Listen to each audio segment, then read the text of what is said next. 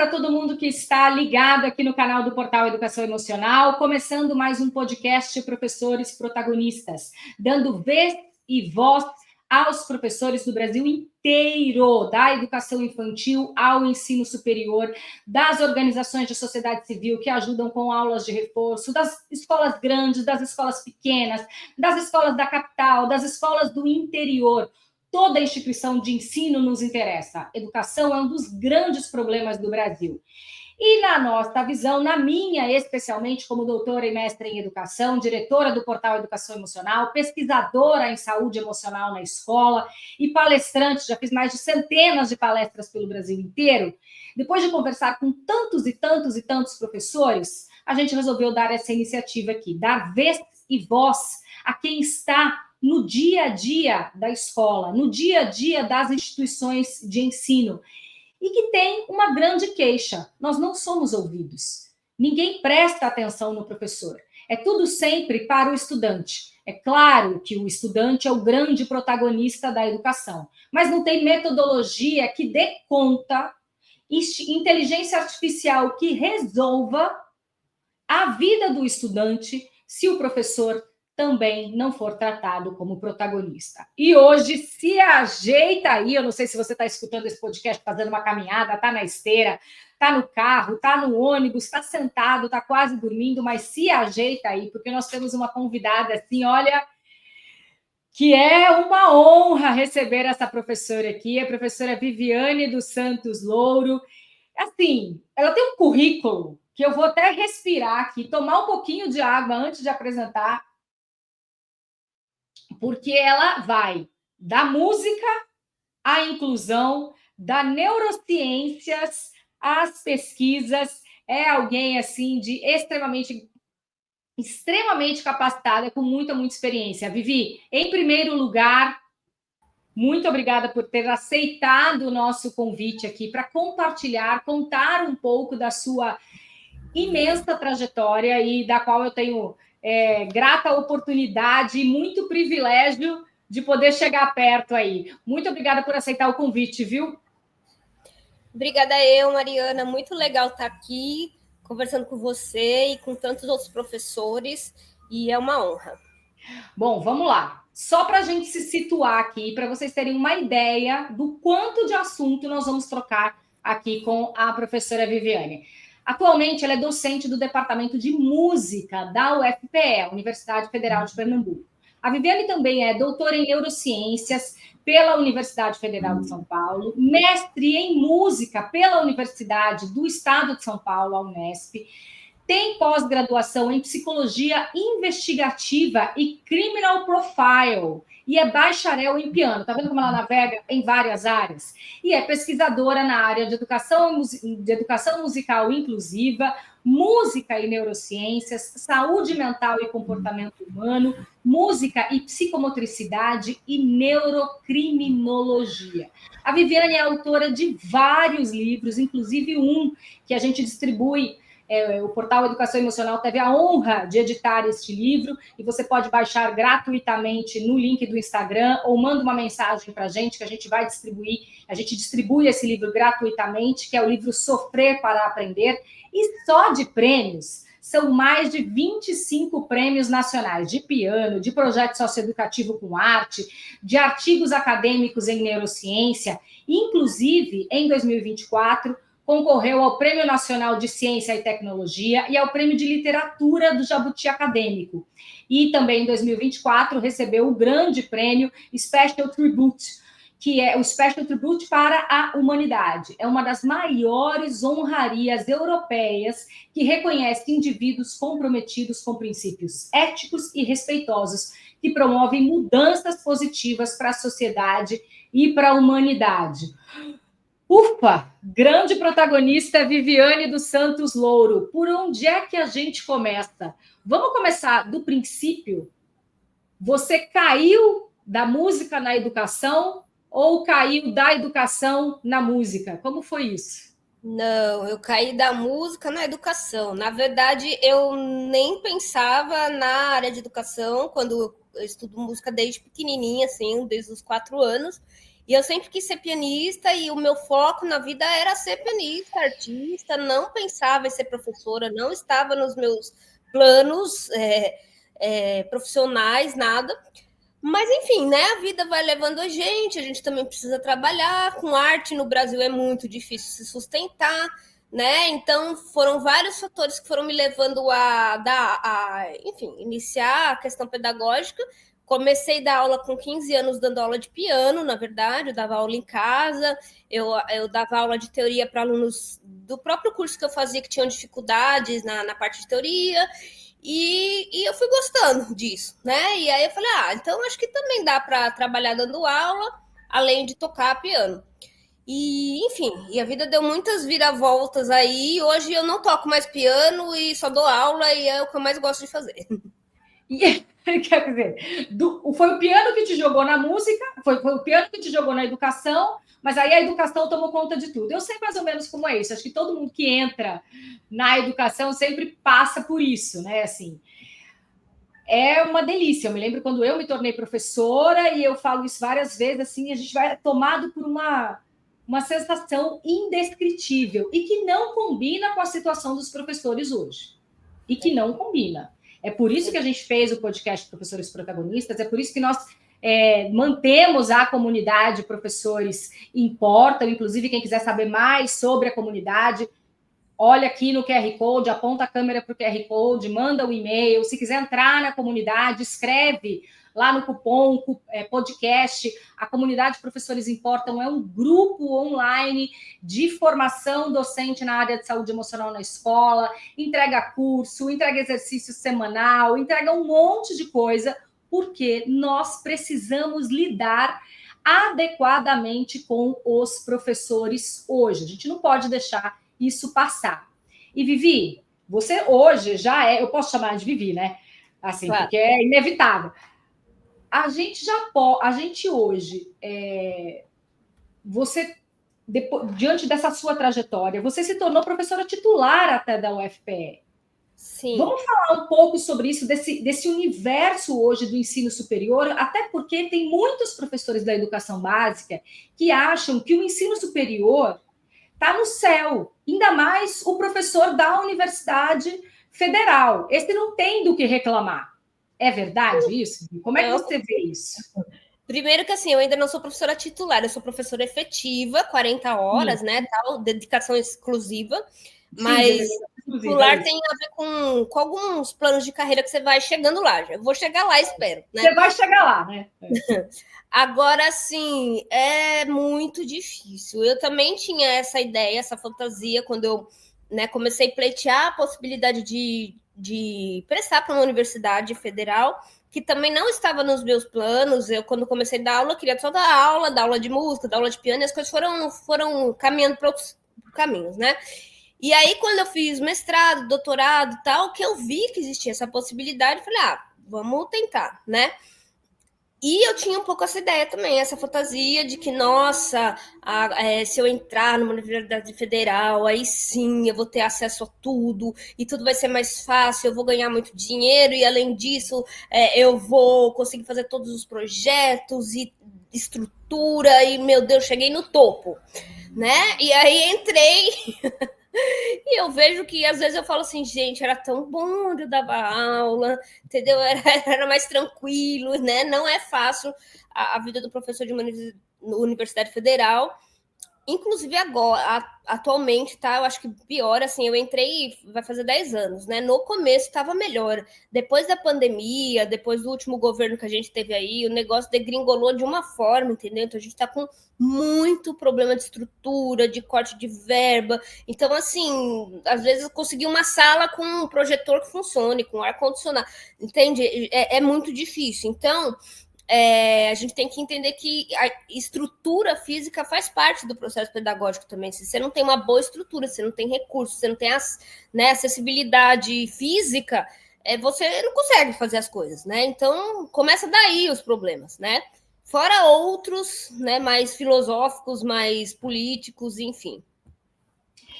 E então, bom, cai por terra isso. Além disso, há uma demanda muito grande, porque o estudante que sai da educação básica com vários processos, desde emocionais até as falhas, as lacunas na formação, chega na universidade e percebe que ficaram muitas e muitas e muitas pontas soltas que não dá conta e o professor não sabe como fazer, né?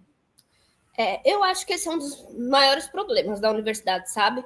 Que eu tenho me deparado, porque, de fato, entram muitos alunos com tudo que você pode imaginar, entendeu? Desde questões, assim, sociais mesmo, muito graves, sabe? Mal tem o que comer, às vezes. E aí você fala assim, mas a universidade pública tem recursos, tem bolsas, tem projetos. Tem, só que a demanda é muito grande, então não dá para todo mundo, então é muito competitivo, é muita burocracia para conseguir qualquer coisa, não é assim, você entra e recebe uma bolsa, não existe, entendeu? Só o pessoal da conspiração, teoria da conspiração, que tem essa ideia de que todo mundo recebe bolsa, de que sai caindo dinheiro, entendeu? Não existe isso. Então, é tudo muito difícil. Então, tem desde alunos com questões financeiras muito graves e que não consegue estudar, porque não tem um computador, não tem tem aluno que faz, sei lá, trabalho de conclusão de curso num celular, entendeu?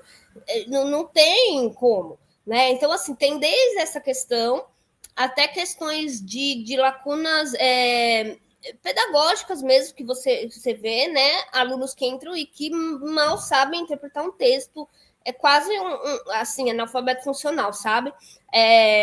Que, assim, além de não interpretar um texto, escreve muito errado, não conclui uma frase. E aí é muito difícil, porque a faculdade não tem como dar essa base. Ele tinha que ter tido isso a vida toda no decorrer da formação dele. E não é na universidade que a gente vai conseguir resolver isso, entendeu? Então, coitados, eles ficam muitas vezes ao Deus dará, e ou eles correm atrás, ou tem alguns professores que são mais sensíveis e tentam ajudar, mas é uma coisa muito complicada. E também como alunos... Como é que se sente o professor? Isso que eu ia te perguntar. Como é que se sente o professor nesse momento? Acho que todo professor já se deparou com isso, com aquele aluno que deveria saber, mas não sabe. Aquele aluno que deveria estar numa outra situação, mas não está. No entanto, ele está na escola, ele está na universidade. E não dá para dizer que isso não afeta o professor, né? Na educação, a gente... Acho que eu vou morrer falando isso aqui no portal Educação Emocional, que professores importam, que o professor também percebe, que o professor também sente, e o professor, inclusive, sente a dor desse estudante que está no ambiente, tem acesso, mas não consegue acompanhar, não está incluído, né? Como é que é para você esta realidade? Para você, Viviane, assim, que tipo de história que você já viveu, que mais te marcou nesse universo das diferenças? Então, para mim, pessoalmente, é uma coisa muito difícil, entendeu? Ainda mais que eu sempre pesquisei, sempre trabalhei com a área de inclusão. Então, para mim, assim, é muito, como é que eu posso dizer? É muito orgânico, é muito natural para mim pensar nesse processo de inclusão de todos os alunos. Então, eu quero que realmente todo mundo aprenda, e aí eu fico sofrendo porque tem coisas que a gente realmente não consegue ajudar, entendeu? Ainda mais porque na faculdade é mais complexo do que na escola. A gente pensa que não, mas é. Por quê? Porque na escola você está lidando com crianças, entendeu? Então, qualquer problema, você chama os pais, tá dando alguma coisa muito ruim na família, você aciona, sei lá, conselho tutelar, você tem outros recursos. Na universidade, não, entendeu? Você tem, às vezes, um aluno que tem questões, inclusive, às vezes, de algum transtorno, alguma deficiência, um rebaixamento cognitivo, que você vai tentar ajudar e você não consegue ajudar ele, porque nem ele entende que ele está com dificuldade e você não tem rede de apoio, você não vai chamar a família para conversar, porque é adulto, entendeu? Então, tem uma série de coisas que acaba ficando mais complicado, né? E uma coisa assim... A família vai... Porque eu já vi, assim, eu já vi queixas de professores universitários que, por conta da geração Z, né, dizem assim, nunca imaginei isso, mas a gente chama para reunião quando a gente tem um pai ou uma mãe de um estudante universitário lá para tirar satisfação. Isso já aconteceu com você? Sim, comigo não. De tirar satisfação, não. Já aconteceu de eu conversar com o aluno, né, ou a aluna, e ver que ela estava mal aí, mas do ponto de vista até emocional mesmo, entendeu?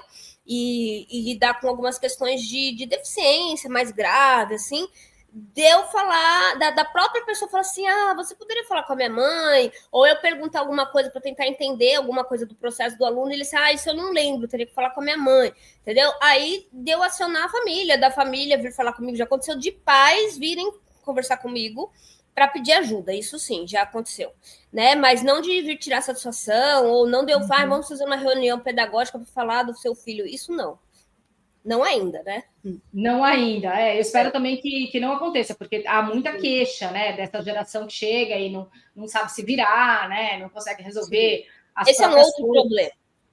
Essa é uma geração que está na universidade, né? Essa é uma outra questão da universidade, entendeu? E aí a gente tem dois polos, porque aí a gente tem os alunos muito novinhos, que é justamente dessa geração, que, nossa, você fala, olha, você tem que fazer a matrícula pela plataforma X, não sei entrar na plataforma, mas você tem que fazer passo a passo, que a pessoa não consegue fazer nada, entendeu? Mas você também tem os alunos que são mais antigos, né? São mais velhos, que assim já trabalham na área e estão querendo um diploma, né? Então, são pessoas que também são complicadas, porque também é de uma outra geração, que também não teve acesso à rede social, à internet, aí também não consegue fazer as coisas, e que são pessoas que já têm família, que já têm trabalho, que não tem tempo nenhum para estudar, e acha que também a universidade é assim, eu vou lá e ok. Não, tem que estudar muito, né? Ainda mais uma universidade federal. Então, isso é um dos grandes problemas, conciliar tempo com a vida fora da universidade, né? E a gente vê essa dificuldade com os alunos, sabe? E o professor da universidade tem tempo para conciliar a vida fora da universidade, ou é só o estudante que passa por isso? Gente, é muito surreal o quanto de trabalho que tem numa universidade, federal, pelo menos, né? Porque a gente pensa assim, o professor da universidade vai lá dar aula. Só que não é assim. Nas universidades federais, a gente faz parte, né, que chama o tripé, que é ensino, extensão e pesquisa. Então, a gente é obrigado a dar aulas, tem uma quantidade de horas mínimas que a gente tem que dar aula na sala de aula, mas, além disso, a gente tem que fazer projetos de extensão para a comunidade, precisa fazer pesquisa, precisa publicar artigo, precisa fazer a parte de gestão. Então, são os próprios professores que são coordenadores de curso, chefes de departamento, integram comissões internas. Então, também tem essas coisas de comissões e de reuniões, tem muita reunião. Então, assim, eu brinco, eu falo, né? Eu pensava que eu ia entrar na faculdade pública e a minha vida ia ser mais tranquila. E, na verdade, eu nunca trabalhei tanto na vida. E eu sempre fui dessas que trabalha muito, entendeu? A diferença é que antes eu trabalhava, assim, em 4, 5 empregos diferentes, né, para conseguir juntar dinheiro para viver, porque a gente sabe que professor ganha muito mal no Brasil, né? Então, eram muitos empregos e aí acabava trabalhando muito. Hoje eu tenho só um emprego, mas é um trabalho que, se deixar, ele é 24 horas, entendeu? Porque é o tempo inteiro orientação, entendeu? Orientação de TCC, aí é o tempo todo o aluno pedindo ajuda e assim, é muito trabalho, muito.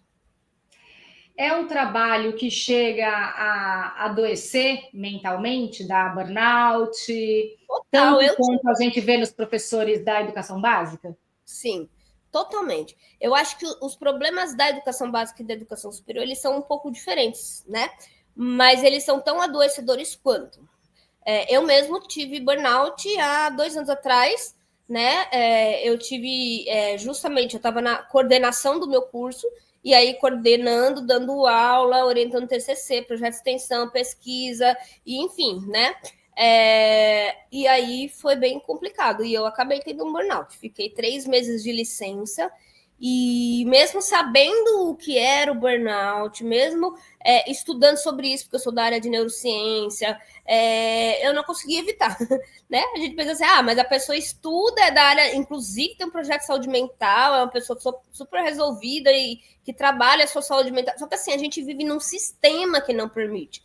Não é uma questão de você querer, você não consegue, porque tem uma demanda muito maior do que o cérebro é capaz de assimilar e do que é possível fazer no tempo que a gente tem para fazer.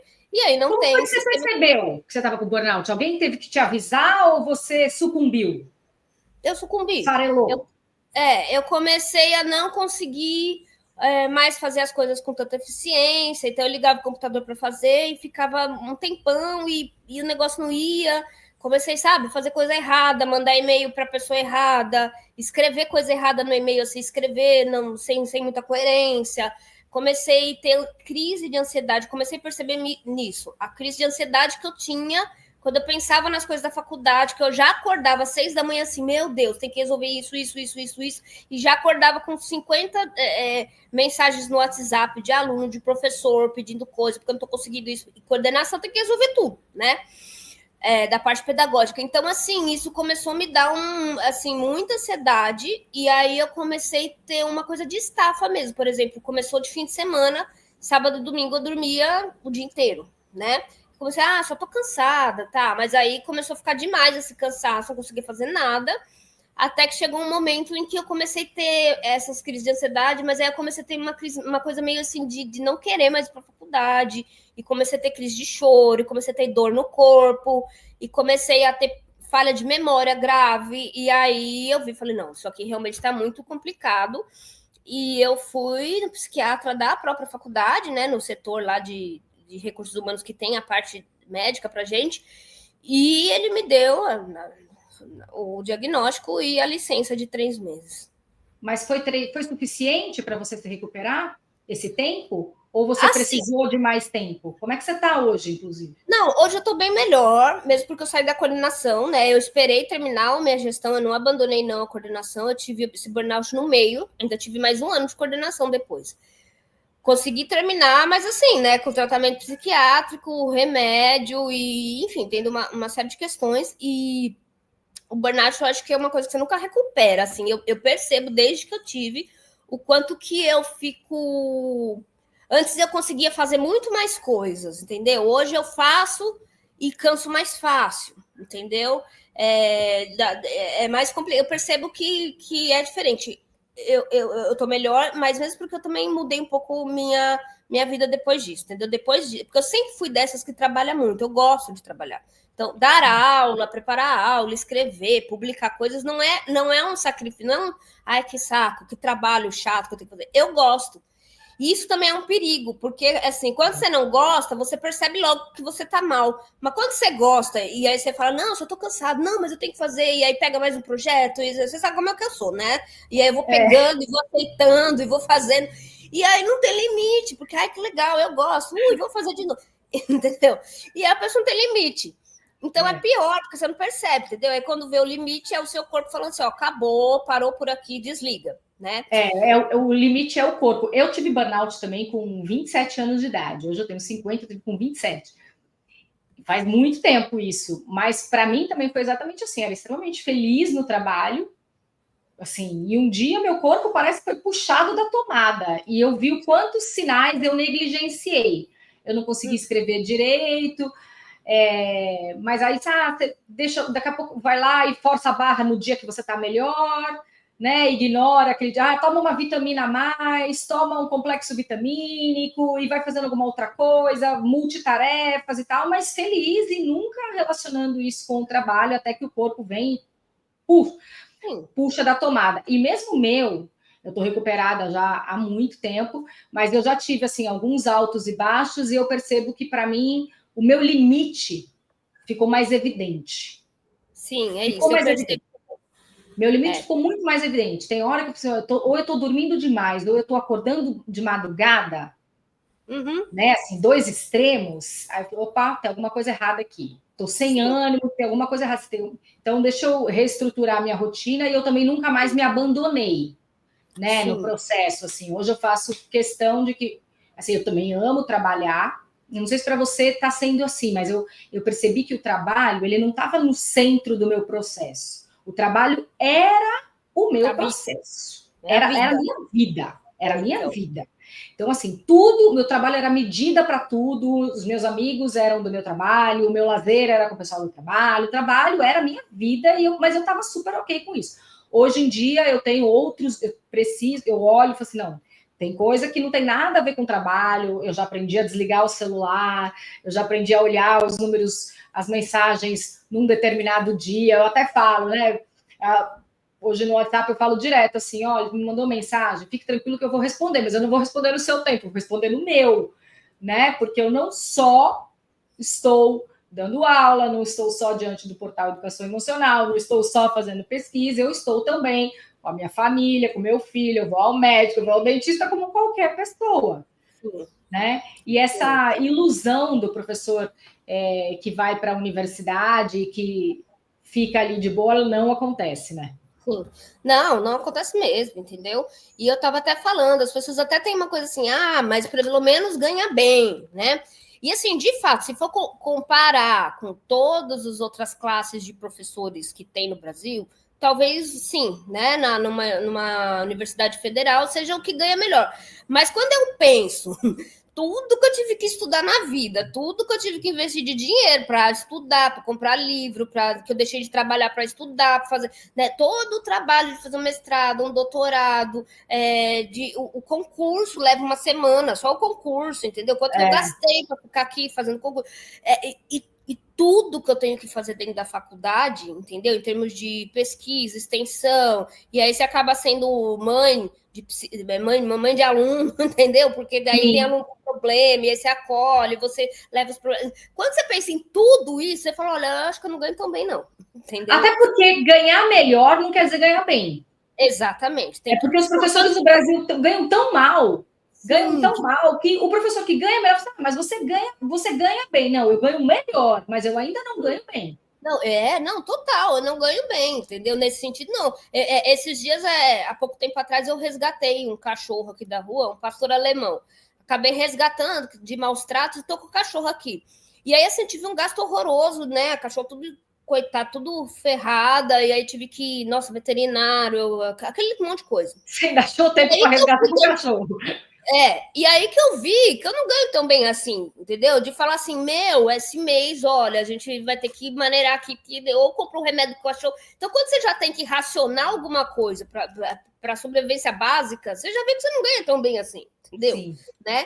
E aí, quando você pensa que você fala assim, não é tão ruim e tal, mas aí você vê que, sei lá, uma criança de 13 anos faz uma dancinha no TikTok e muitas vezes ganha milhões, aí você fala assim, cara, desculpa, né? É um lixo, o que eu ganho é miséria, né?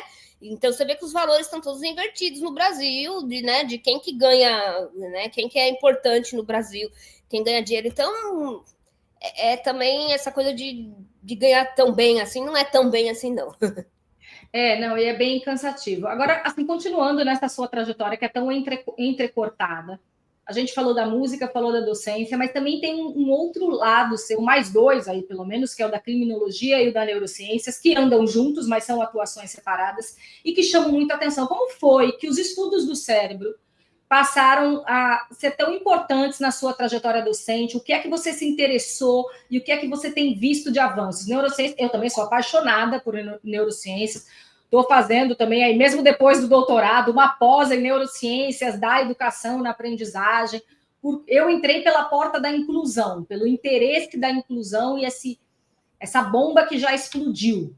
Né? Para mim não é que ela vai explodir, não, ela já explodiu. Você entrou por onde na neurociências? Por aí também. Eu comecei a trabalhar, logo do mestrado, eu comecei a trabalhar com pessoas com deficiências graves, dando aula de música, né? Meu trabalho sempre foi como professora de música. Então, eu comecei a trabalhar, sou de São Paulo, comecei a trabalhar lá em São Paulo numa ONG grande, bem grande, importante, que atuava com pessoas com deficiências e transtornos. E achava, né, que minha formação é maravilhosa, eu sei dar aula. Aí, quando você se depara, né, com um grupo de pessoas muito diferenciadas, né, porque eram deficiências e transtornos graves.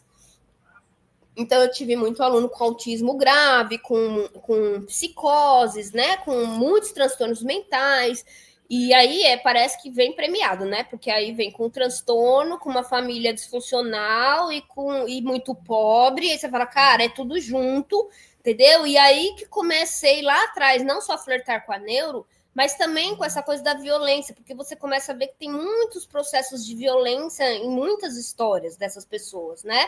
Violência no sentido de negligência familiar, violência mesmo doméstica, e muitas pessoas com transtornos também com comportamentos muito violentos. Então, eu comecei a entender que a vulnerabilidade emocional, social, também flertava aí com a violência, e comecei e que eu precisava entender melhor todo esse processo. E aí, você morava em São Paulo ainda nessa época? São Paulo. Você é de São Paulo? Sou de São Você Paulo. Você está em Pernambuco há quanto tempo? Vai fazer 10 anos ano que vem já. Entendeu?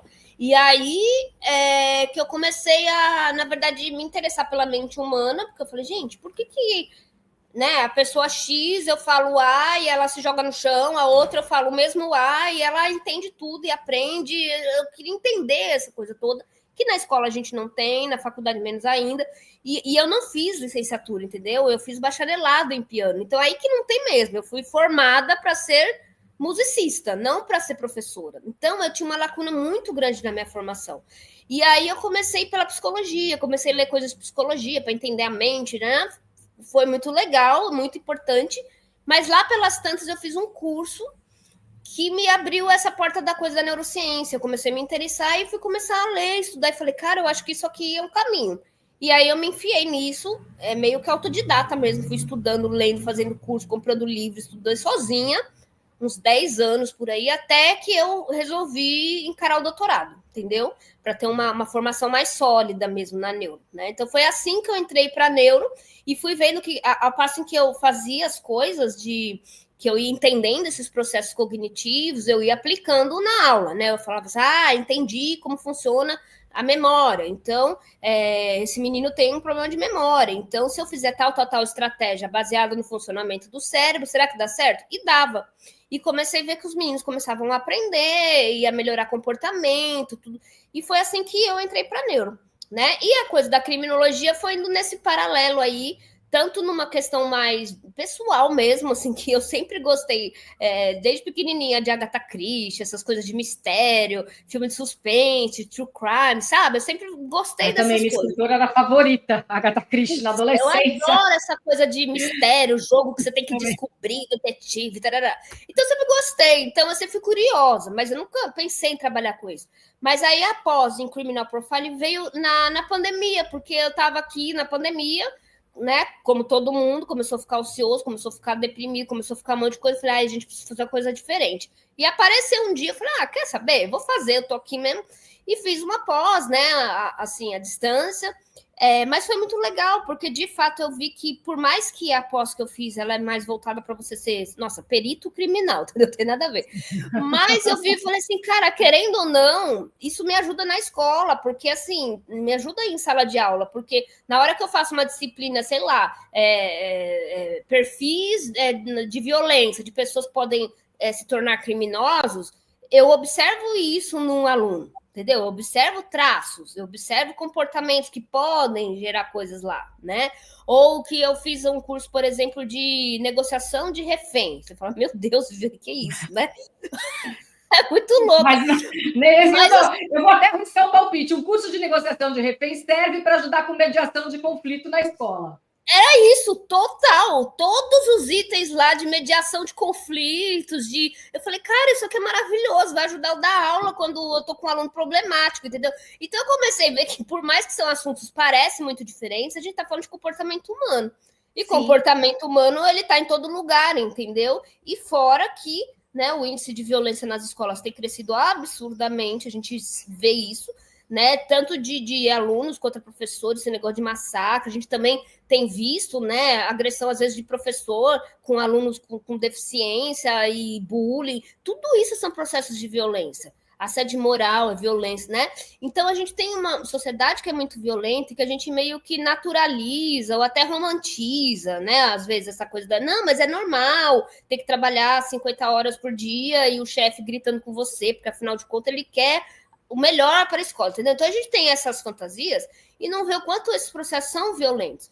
Então, quando eu fui estudar toda essa parte de criminologia, as alterações que acontecem no cérebro de pessoas que cometem crimes, que são violentas, eu comecei, na verdade, a abrir meus olhos para o lado. Eu falei, gente, eu tenho mais gente violenta e doida, doente do meu lado do que eu pensava. Do que gente saudável, do que gente saudável. Então, foi muito bom. Eu vejo como coisas para as pessoas sempre falam, gente, mas da onde você tira isso? Mas para mim, assim, tem tudo a ver com educação, tudo. Eu me lembro muito de uma frase, a gente lá no Brain Connection, no congresso, e tem uma fala sua que eu não me esqueço sempre, naquele momento que a gente estava fazendo a palestra, que foi, eu sempre penso que o Hitler um dia foi um bebê fofo. É isso. Né? Porque ninguém nasce, quer dizer, às vezes até nasce com uma patologia, mas não é a maioria. E hoje, quando a gente pensa em violência na escola, agora, em 2025, o que é que está acontecendo? Como é que a gente chegou ao ponto dos professores serem esfaqueados em sala de aula?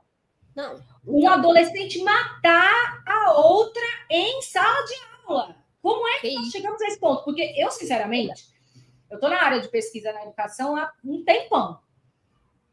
E às vezes eu comecei estudando os efeitos da falta de relacionamento saudável entre professor e aluno.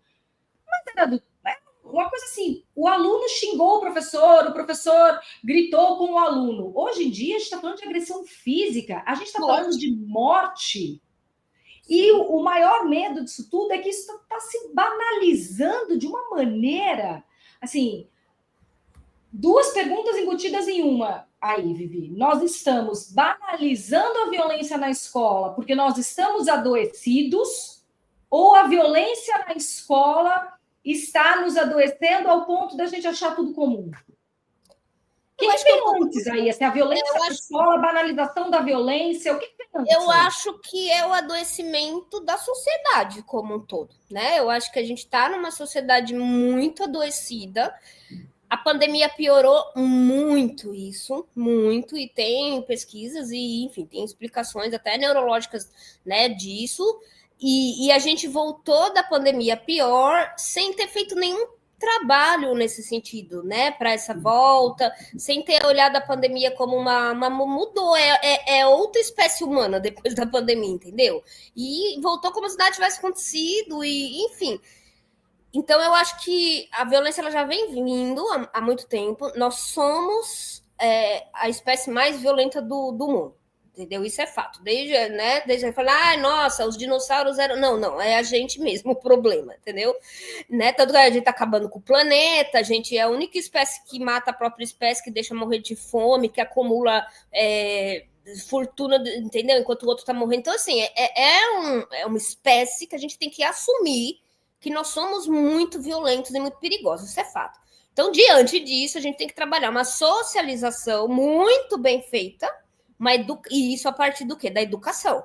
E quando eu falo educação, não é escola somente. Educação é tudo. É escola, é dentro de casa, são as mídias sociais, é a televisão, é tudo, né? Uma educação para a gente justamente moldar essas regiões neurais relacionadas ao comportamento social para diminuir essa violência. Só que a gente vive numa sociedade muito complicada atualmente, porque, assim, as crianças ficam expostas a telas desde muito pequenas, entendeu? E isso daí já tem impacto no cérebro, então já não tem o mesmo nível de atenção que antes. Aí a gente né? A gente brinca, sociedade mimimi, mas é um pouco isso mesmo, né? Nossa, o professor dá uma bronca na criança e aí a família vai lá tirar satisfação, entendeu? Então, muitas vezes os pais, né, não estão muito presentes e aí acha que demonstra carinho se você der o celular de última geração. Então, falta diálogo em casa, falta muitas vezes afeto, né? Quem assistiu aquela série Adolescência viu isso, entendeu? O menino fofo, de uma família boa, a gente fica até o final da série assim, nossa, vamos ver, por que ele fez isso, né? Deve ser a família.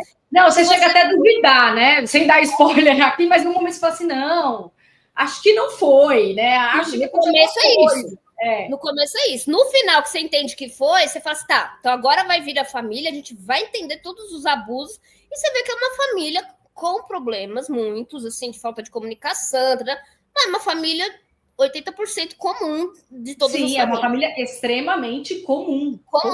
Comum, entendeu? E aí você fala, cara, então onde está o problema, entendeu? Então é isso que a gente tem que entender, o problema é no todo. Né? É nessa falta de diálogo da família, mas é também nessas redes sociais sem controle,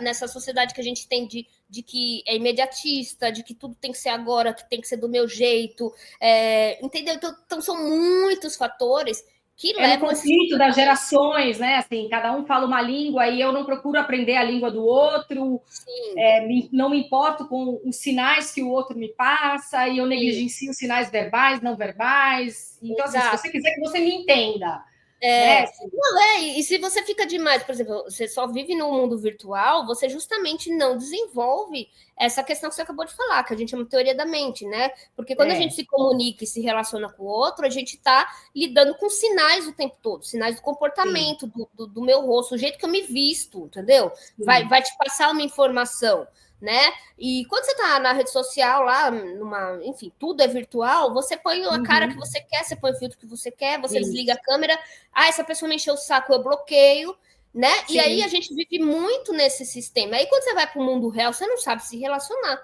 E aí você vai se relacionar como? Com o cérebro primitivo, igual uma criancinha. Quando ela quer o negócio, ela não vai, não, vamos sentar e discutir a relação. Ela vai enfiar a mão na cara da outra criança, vai morder porque ela quer, acabou. Entendeu? Porque não desenvolveu. Então, a gente tem que entender que tudo isso faz parte. A escola também faz parte desse processo, né? Mas assim, isso está tão complexo, assim, na comunidade Professores Importam, a gente chegou a fazer já atividades com os professores, estimulando essa troca de vocabulário. Olha, vocês aprendem a falar com a gente aprende a conversar com vocês, porque a gente precisa falar, pelo menos em alguns pontos, a mesma língua. Né? A gente precisa entender isso. E essa distância professor-aluno, do modo de falar, do modo de se portar, do comportamento, ela se mostra cada vez mais latente, cada vez maior e com pouco interesse de aproximação. Sim. Assim, me preocupa muito, por isso que eu resolvi mesmo dar vez e voz aos professores, porque meio que ficou assim, antes a gente ainda tinha um discurso favorável aos professores, né? A gente ainda tinha um discurso, não, professor, tenho respeito. Hoje em dia, nem esse discurso tem mais. Nem esse discurso tem mais. Como é que a neurociências consegue nos apontar alguma saída, ou pelo menos uma luz aí no fim do túnel, que a gente possa ajudar a recuperar ou a resgatar, ou pelo menos minimizar os efeitos dessa falta de comunicação, dessa distância professor-aluno hoje, dessa distância escola-sociedade, onde nem o discurso mais está ao nosso favor? Será que se a gente explicar claramente que a violência afeta o nosso desenvolvimento cerebral, será que se a gente falar uma linguagem assim mais palatável, vai nos ajudar? Eu acho que assim, a gente precisa, de fato, falar mais sobre isso. Eu acho que são 2 pontos principais aí que a gente precisa mudar enquanto sociedade, entendeu? A primeira é, de fato, melhorar o diálogo, né? Adulto, adolescente, adulto, criança, entre familiar, em primeiro lugar, família e filho, e também professor e aluno. E a segunda coisa é a gente precisa conseguir, de alguma forma, diminuir essa questão do mundo virtual, entendeu? A gente precisa diminuir tela, principalmente em criança, adolescente, precisa monitorar muito, porque tem esses grupos agora de Discord, de 4chan, que alicia meninos, entendeu? Que é o tema do filme, né? Tem esses grupos, assim, tem aumentado o neonazismo, esses incel, red pill, um monte de coisa que, assim, os adultos nem sabem o que é isso. Né? Na série é muito interessante, porque o próprio policial, o filho dele, que é adolescente, tem que chegar nele e falar assim: pá, você não entendeu nada, né? Você não viu aqui? Tudo errado. Esse emoji aqui, o coraçãozinho assim, o raiozinho assim, significa isso, isso, isso. E assim, é um outro mundo, entendeu? Então, se nós adultos, se nós professores e pais não entender esse outro mundo, fica um limbo, entendeu? E aí a gente acha que, nossa, a criança está super... Pelo menos ele não está na rua, ele tá no quarto. Mas ultimamente estar no quarto está sendo mais perigoso que estar na rua, entendeu? Porque estar no quarto você não sabe onde ele está, entendeu? Pode estar em qualquer lugar e ele pode estar sendo agredido, porque isso está muito comum de meninas que tem até estupro virtual já, entendeu? Sim. E de meninos, principalmente, que estão sendo aliciados para essa coisa desses grupos e tal. Então, quer dizer, se você não tem uma boa relação de diálogo em casa, de confiança, né, e não tem um bom monitoramento, você deixa esse cérebro muito vulnerável para essas influências externas, entendeu? E que às vezes elas vêm pelo videogame. Aí você fala assim, não, mas meu filho não vai acessar um site dele. Não, ele não acessa, ele tá só assistindo videogame, ele brincando de videogame, mas essas pessoas perigosas acessam esses recursos.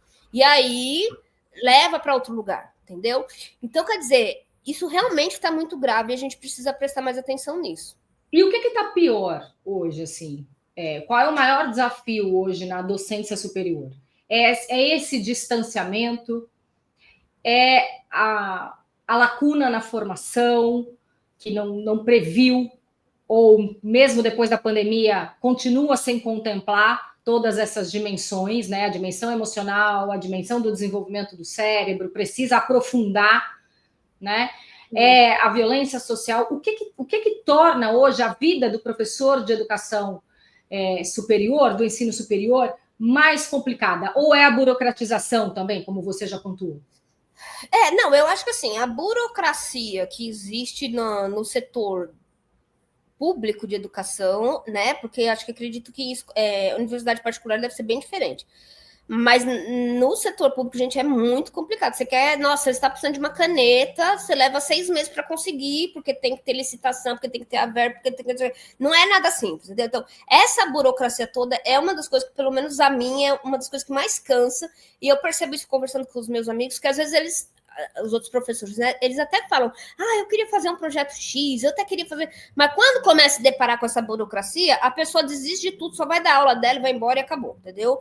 Isso é uma coisa muito complicada. Agora, em relação aos alunos, na minha percepção, eu acho que é esse distanciamento da realidade docente da universidade em relação à realidade do estudante, entendeu? Porque, querendo ou não, os professores que acabam, né, chegando numa universidade federal, essa coisa toda, são pessoas que, com dificuldade ou não, tiveram acesso, entendeu? Então é muito comum, não é o meu caso, que eu sou uma pessoa que vem de família pobre, entendeu? Tive uma vida muito difícil aí para conquistar as coisas. Mas eu vejo na realidade de muito conversando lá, assim, porque fez a faculdade, fez as melhores escolas quando mais novo, e aí assim, o meu doutorado foi na França, o meu mestrado foi na Bélgica, e não sei o que, fala não sei quantas línguas, entendeu? Então a pessoa já vem de um mundo, né, que é meio à parte. E aí ela entra, e aí ela acha que, assim, a régua dela é o mundo dela, entendeu? E ela não dialoga com a realidade do menino, que, nossa, às vezes leva 4 horas para chegar, porque o trânsito, porque o ônibus, e aí não tem o celular, e aí o cara fica exigindo uma coisa que é impossível a pessoa dar. E não existe essa percepção e esse diálogo. E aí que eu acho que é onde começa a acontecer o adoecimento do aluno, principalmente por estresse, aí autoestima baixa, por se sentir incompetente, acho que a faculdade não é para mim, blá, blá, blá, blá, blá, blá, né? E aí começa a adoecer, e desse adoecimento vem a baixa do rendimento acadêmico, muitas vezes a desistência da faculdade, e quando não, que aí é o complexo, mais complexo de tudo, né? Quando não, comportamentos violentos contra o outro, né? Ou contra si mesmo. E que a gente vê que o índice, por exemplo, de automutilação e suicídio é gigantesco entre universitários, principalmente entre pós-graduandos, entendeu? Então, eu acho que é um todo, né, que a gente precisa observar. E o que te motiva ainda? Caminhando aqui já para o final da nossa entrevista no podcast Professores Protagonistas, inclusive você que está nos assistindo, nos ouvindo, seja você também entrevistado aqui, inscreva-se para participar, a gente tem um link para o formulário lá no Instagram do Portal Educação Emocional, ou você manda um e-mail aqui para o contato@educação emocional, venha contar a sua história, indique a sua história. A minha meta, gente, nós temos 2 milhões, quase 3 milhões de professores no Brasil, somando aí educação básica e ensino superior. Olha, se eu puder, entendeu? Eu fico entrevistando para o resto da vida, porque eu acho mesmo que nós precisamos dar vez e voz aos professores, né? Professores, não só para resgatar o protagonismo docente, para resgatar o respeito pelo professor, mas para que, de fato, a gente amplie a nossa visão sobre o que está acontecendo nas instituições de ensino, desde a educação infantil à educação do ensino superior, do ponto de vista humano. Os professores, as pessoas que fazem a escola, uma escola é feita por pessoas para outras pessoas, e as pessoas vêm sempre antes dos problemas. E é a motivação dessas pessoas que fazem com que elas permaneçam A motivação que faz com que elas permaneçam nas instituições educacionais ainda nos dias de hoje. Então, Vivi, o que te motiva ainda na educação? Por que você não voltou para o piano? É uma boa pergunta, o que me motiva ainda. Não, é porque eu vou ser bem sincera também, piano é outra coisa muito difícil, entendeu? Então, assim, eu não sei se eu tenho mais pique para a disciplina que o piano exige, sabe? Sim. Mas, assim, na verdade, é uma boa pergunta essa que me motiva, né? Mas é engraçado que eu sou dessas que fala assim, sempre que dá algum problema e que dá sempre, né? A gente tem sempre muitas questões dentro da educação, eu sempre falo, não quero, vou parar, vou largar tudo, eu vou abrir sei lá, uma loja de doce, vou vender coxinha, eu não quero. Eu sempre sou dessa que desiste, eu desisto, todo dia eu desisto. Mas aí todo dia eu desisto, e aí todo dia alguém fala, você não queria aquele projeto? Que legal, vamos fazer. Então, eu sou assim, uma desistente fajuta, entendeu? Porque eu desisto, sim, mas eu não consigo desistir. Então, assim, eu gosto, né? Eu gosto de estudar, eu gosto de aprender, eu gosto de compartilhar, né? E eu acho que, acima de tudo, ainda...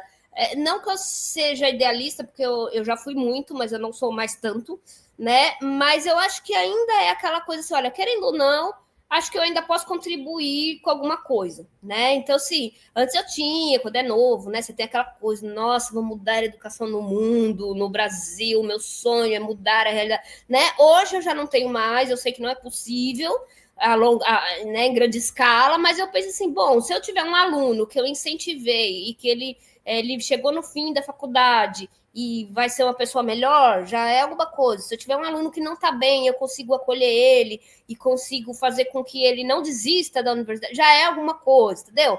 Então, assim, as coisas que eu pesquiso, que eu estudo, que eu publico, eu sempre tenho muito feedback de que, nossa, me ajudou muito na minha sala de aula, eu fiz um trabalho em cima do seu livro, e os alunos não sei o quê. Então, essas coisas, né, para além do ego, que é óbvio que é legal você ficar sendo elogiado, que o seu trabalho é incrível, mas sim, é para além do ego, entendeu? É para uma coisa assim de que você fala, cara, então assim, esse estresse todo, entendeu? Esse burnout, esse estresse, esse ganhar pouco, né? Vale para alguma coisa, pelo menos. Estou deixando alguma coisa de útil no mundo, entendeu? Então eu acho que é isso que me motiva atualmente. É o propósito, né? Assim, sou muito parecida com você nesse sentido. Assim, para mim, educação é o meu propósito, né? Assim, especialmente sim, cuidar dos professores é o meu propósito. Mas eu também sou uma realista esperançosa, né? Assim, sou otimista, mas sou realista, né? Uhum. E acho que a gente tem muito, muito, muito para fazer. Inclusive, sim, você falou do seu livro, a gente vai deixar as indicações aqui embaixo, tá? Da entrevista, para quem quiser. A professora Viviane Louro publicou com o Mauro Rafael, outro professor, um livro chamado Sofrer para Aprender. Não precisa nem sofrer para aprender e nem sofrer para ensinar, né, Viviane? Fala um pouquinho sobre o livro. Vocês vão poder baixar gratuitamente aqui, tá? Esse livro, ele veio na pandemia também, porque esse meu projeto, né, Pro Bem do CA, que é um projeto que é de saúde mental na universidade, e aí a gente promoveu um grande evento, tipo um congresso mesmo, que foram 4 sábados seguidos, sobre saúde mental na pandemia, diálogo com a educação, com a arte e tal. E aí a gente chamou, enfim, pessoas de muitas áreas. Foi um congresso maravilhoso, que inclusive está no nosso canal do YouTube, do ProBem, está completo, pode assistir, tem palestras maravilhosas, né? ProBem do CAC, né? ProBem do CAC, que tá aí o Instagram, mas a gente tem um canal no YouTube também com o mesmo nome, ProBem do CAC. Isso. E aí é interessante porque daí surgiu a ideia de pegar todas as pessoas que tinham dado palestras e cada uma escrever um artigo, né? Como a gente estava na pandemia, todo mundo um pouco mais trancado em casa, as pessoas toparam e a gente começou a trabalhar em cima desse livro. Na verdade, ele demorou bem mais do que eu queria para ser lançado, né? Porque uma coisa é escrever, aí tem todo, enfim, processo depois de edição e de diagramação, uma série de coisas que demorou, mas saiu, né? E aí a gente fez em parceria aí com o Portal, que é um grande parceiro do ProBem desde sempre. E vamos continuar. Então, baixem o livro aqui, sigam a professora Viviane lá no Instagram, se inscrevam também no canal. Viviane, muito, muito, muito obrigada pela sua gentileza de falar sobre a sua trajetória de vida. A gente poderia ficar aqui, falando muitas e muitas vezes. Ela também já está preparando uma aula especial para a comunidade Professores Importam, para os professores que estão lá, falando sobre os efeitos da violência no cérebro, de quem ensina e de quem aprende. Aí essa é exclusiva para as pessoas da comunidade. Quem quiser participar depois da comunidade, acessa aí o QR Code, acessa, que tem até um desconto, se você pode usar o cupom aqui, podcast, para ter um desconto exclusivo. Aponta aqui o seu celular para o QR Code na tela e entre na comunidade. Vivi, um beijo muito grande, um abraço muito apertado e que a gente consiga se ver muitas e muitas vezes alimentando esse propósito de educar e compartilhar conhecimento. Muito obrigada a você, ao portal, a todas as pessoas que estão assistindo. E é isso, gente. Eu sei que é difícil, mas eu acho que ainda vale a pena e a gente tem que acreditar e continuar. E acho que quando a gente ouve pessoas diferentes, né, falando pelo Brasil todo, a gente vê que a gente não está tão sozinho. A gente parece estar muito sozinho, mas assim, tem muita gente muito parecida com a gente. Então, né, eu acho que é isso, é se fortalecer nessas relações, nesses grupos e vamos em frente aí, porque tem muito trabalho para fazer. Com certeza. Obrigada, Vivi. A você que nos acompanhou até agora, muito obrigada, muito obrigada. Se essa entrevista fez sentido para você, te tocou de alguma maneira, por favor, compartilhe esse vídeo, siga as nossas redes sociais, se inscreva também para participar. O podcast Professores Protagonistas é uma iniciativa do Portal Educação Emocional e da comunidade Professores Importam. Eu, Mariana Arantes, edito, apresento, converso com todo mundo, porque eu tenho o privilégio de trabalhar com o meu propósito de vida, que é compartilhar conhecimento, ajudando os professores hoje. Então, vem para cá, vem para a comunidade, vem para o podcast e compartilha esse vídeo para que a gente possa continuar plantando sementes de saúde emocional na escola. Um abraço, um beijo grande e até o próximo programa.